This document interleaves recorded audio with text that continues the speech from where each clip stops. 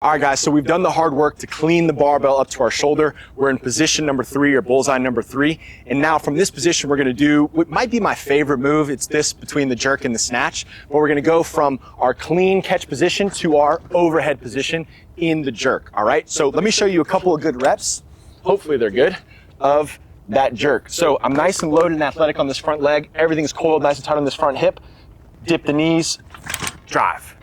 Dip the knees, drive. Okay, so the reason I really like this movement is because it allows you to feel the explosion of your legs, your hips, and your core. Then you carry that all the way through to your arms. So for throwing, for swimming, or for doing anything that needs your arms to be integrated into your core, it's really excellent for that. So some of the main things to focus on is that, you know, maybe you have a really strong upper body, but I can guarantee you that your upper body is not as strong as your upper body with your core. And I can guarantee you that your upper body and your core are not as strong as they would be if you had your upper body, core, and legs and hips involved, right? So I wanna make sure that the bar is really a part of my body, okay? That everything, I'll do this side, that everything is really connected to my body. So if I'm in position number 3 and the bar's too far away, it's gonna be all arm. If my feet are too much underneath it or too far behind, it's gonna be all arm. So I need to make sure that the bar is a part of my body in a really solid bullseye position number 3. From there, some of the main things to look at are, I wanna be moving with my hips. So if my hips and my knees drop an inch, I want that barbell to move an inch with me. I don't want there to be any disconnect between the bar and my core.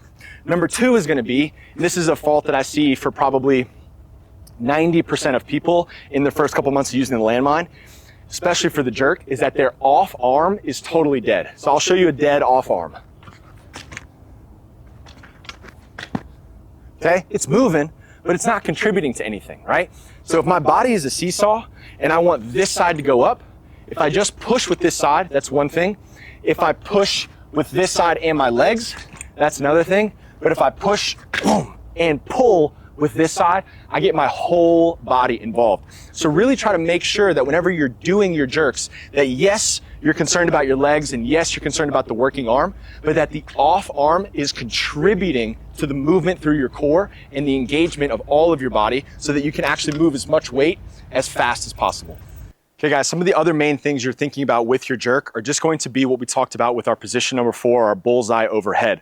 I'm trying to get to that powerful position as quickly and efficiently and fast as possible so that when I catch the weight overhead, there's no slack in my system and that I can support as much weight as possible from my strong vantage point or strong leverage position. So again, I see a lot of people, they'll jump and they'll stay really high or they'll travel forward into the bar. I really want the bar to levitate and me to drop underneath it, okay? So I create enough momentum to get the bar traveling upward, and then I go underneath it with a hard, aggressive coil into that front side and a long reach here. Another thing is a lot of people, and guys, there's a lot of moving parts here, so it's okay if these things are happening, you know, constantly and all the form is being refined, you know, over and over and over again. But I wanna make sure that I'm catching the bar in line with the shoulder and the ribs and the back leg that are working with that bar side. So I don't wanna be catching it over here because that's very difficult, okay? This is only 10 pounds on the bar, so if you're using 45, 90, 135, it'd be impossible to be here. And out too wide, that's gonna totally kill my shoulder. So really try to make sure that you have that 4th position nice and secure and really solid so that whenever you do catch it here, it's been repped over and over and over again. So I have a nice leg drive, big push, quick switch of my feet, hard coil here on the front side, and a really, really strong reach and solid overhead position.